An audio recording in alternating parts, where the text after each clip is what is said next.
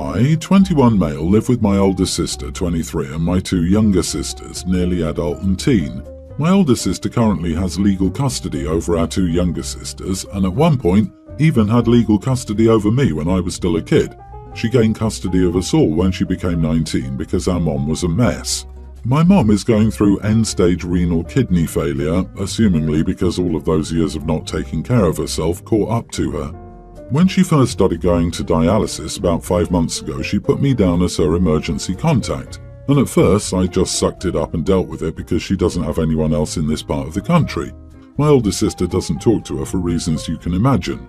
However, yesterday, when the clinic contacted me and I had to pick her up, I informed her that she needed to put someone else down because I won't be answering those calls anymore after she had her family members leave threatening messages to my older sister. Naturally, this made her angry and she started asking why I didn't love her anymore and when I stopped loving her. So I told her the exact moment I stopped loving her and respecting her was when I was 13. I just entered high school. I was big into football and the coach then was brutal. He made us practice twice a day at 5 a.m. and after school. I told her how I woke up one morning and she was passed out on the couch, and my older sister, only 15 at the time, was freaking out because we had no food. We never had any food. She was freaking out, thinking I would pass out from all that practice and barely eating. I tried to assure her that I'd be fine, but then she went into the kitchen and grabbed the only things we had, which were 2 days old, almost burnt rice, salt, a can of green beans, and half a chicken breast, and made our siblings and me an entire fried rice meal. She made sure I ate that morning. She had to stay home from school that day, like most days, to send younger sisters off to school and be there to pick them up. So when I got home from that day, my sister was in the kitchen cooking dinner, and there were some groceries in the fridge that she brought with the money she got from selling the rings our grandma gave her. All the while, Mom remained passed out on the couch. I told her that's when all love and respect for her vanished. She cried and told me that I was evil. I'm having a moral conflict because I wonder if I should have been softer with her. Am I the idiot? Edit, my dad passed away when I was a little kid, so he was really no better than my mom. Not the idiot, you aren't evil. Your mother's neglect was. And now she has her family members leave threatening messages to your older sister, the one who raised her kids. Time to go no contact with your mother and these family members. Also, OP, I know there's some pressure because she's dying, but she left your life and role as a parent a long time ago. Do not feel the guilt of any sort for cutting contact at this time. You can continue to make peace with her role in your life on your own. You do not need to subject yourself to more of it. Release yourself from that responsibility. Holy cow, you owe her nothing for how she treated you and your sisters. She doesn't get the love and respect of being a mom if she doesn't do the bare minimum of what a mom is supposed to do. Good job on setting your boundaries and not letting her guilt you. You also have a lot of resentment. Write a letter to your mom and your late dad with all your feelings in it and then burn it for catharsis. As you watch the flames, focus on releasing the hurt and resentment. I have two daughters, Maddie, 30, and Jess, 28. They're both beautiful young women with a lot going for them. Maddie got married in the summer of 2021, while Jess got married this past December. Maddie always wanted to have a traditional large wedding with the whole extended family and a big reception. She ended up having about 150 guests attend and it was a blast. Jess, however, always wanted something more low-key, which suited her personality better. She doesn't love being the center of attention and often says that spending a ton of money on one day is unreasonable, which is fair. However, from the time they were little, my spouse and I saw that coming and were okay with it. Planning Maddie's was a lot, so we were honestly a little relieved when she told us. She had a very small wedding, but rented out a space for a celebration a week later. She invited relatives too. Due to a few factors, which I believe would be doing it in the winter versus summer, not inviting people to the real wedding, and just being less of a social person her whole life than Maddie, not as many relatives attended Jess's event. We have a large extended family, but only about 1/3 of the relatives who attended Maddie's wedding attended Jess's event. She also received less money gifted. Maddie told us that from family members, she and her husband got about $25,000, which they put towards a down payment, while Jess got some money but just a few thousand, mostly from her grandparents. Jess was complaining about it this weekend and saying how the favoritism that Maddie got was unfair, said that it was proof that the family doesn't care about her, and to be honest, she sounded a little bratty. I told her she shouldn't be surprised that people she chose not to include in her actual wedding weren't willing to travel to the other event or be as generous, and that she should be grateful people came at all and that her parents paid for everything. I told her she should be thankful for having no expenses and still getting a few $1,000s. Jess didn't take that well and called me an idiot and has been very, very upset. I personally think she's being a little overdramatic and will get over it, but Maddie told me I was being a little harsh, even if what I said was true. Am I the idiot? Edit. For Jess's event, we rented out a restaurant's event space. There were drinks and hors d'oeuvres, but it was not a traditional wedding reception, i.e. no full meal, dancing, DJ or band, wedding party speeches or anything else.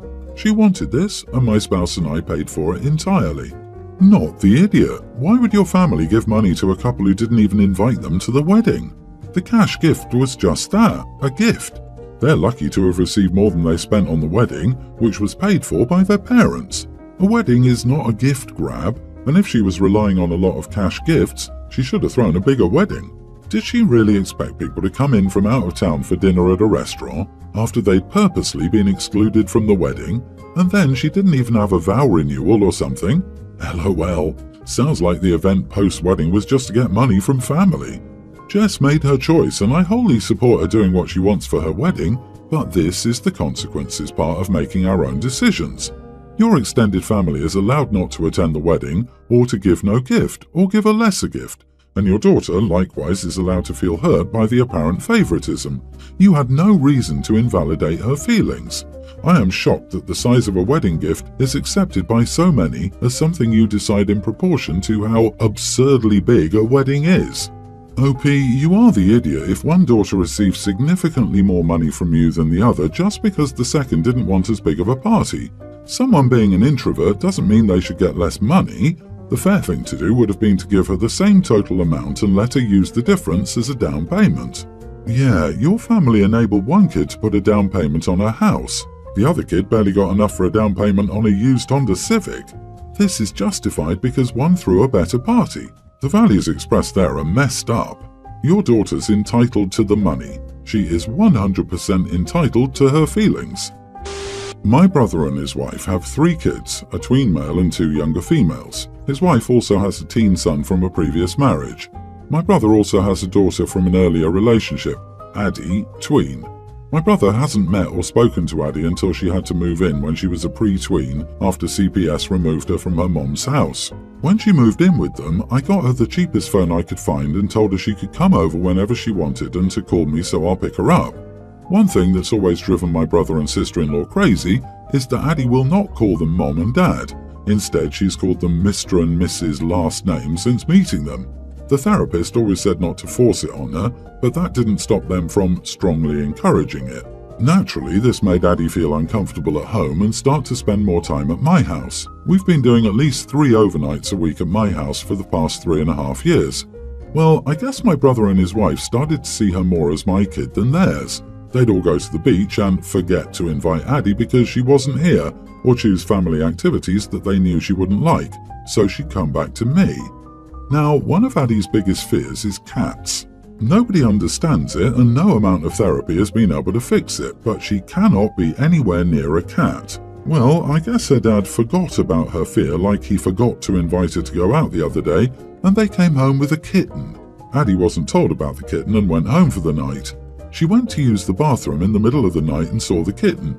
She was screaming, which woke everyone up and scared the kitten into running out of the bathroom and caused her dad to get mad at her. He started to yell at her and she ran out of the front door at 12:30 at night. Nobody thought to stop her or even see where she was going. She ran to my house, woke me up and told me everything. I couldn't calm her down, so I stayed up all night with her. She finally passed out that morning, so I asked my daughter to watch her and went to my brother's house. I screamed at him and his wife, called them horrible parents and said that this was why Addie refused to call them Mom and Dad 4 years later. They slammed the door in my face and refused to talk to me, and sent Addie a text saying she had to choose between them and me. She's been a wreck the past few days to the point where I can't leave her home alone. I felt horrible and I wondered if I was the idiot for screaming at them. Not the idiot. It sounds like your brother doesn't want the responsibility of being a parent to this child and is perfectly happy to let you do it. OP, at this point, I get a lawyer and try to get custody. Your brother should be paying you child support, and that kid should have a stable home without parents who torture her. He then texted that child that she has to pick the father who will mistreat her or lose him and stay with the safe person. You are the better parent here, but there's no way that ultimatum isn't going to hurt. Either it's a lie or he doesn't care about his kid. It's clear neither he nor his wife wants to help her heal. They want to ignore it and have Addie play pretend with them to be one big happy family. Nothing here shows they have Addie's best interests at heart. I agree, now might be the time to get authorities or lawyers involved to try and get full guardianship. My 30 female husband has a 23-year-old daughter.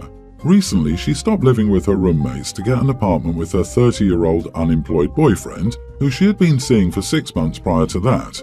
I told her dad he needed to talk to her before she moved in with him because the whole relationship was a walking red flag and it was going to blow up. So he did, she didn't want to hear it. Whatever, not my problem, she's an adult. I will mention here that she had lived with us before when she got into a tight spot, and over the years she has made it pretty obvious that she only likes me if she wants something. I've caught her bad-mouthing me to her family and friends on multiple occasions. Her dad and I have been together for 6 years. I owned a house when we met. I paid it off with the life insurance I got when I lost my first husband. Her dad and I are comfortable financially because of that.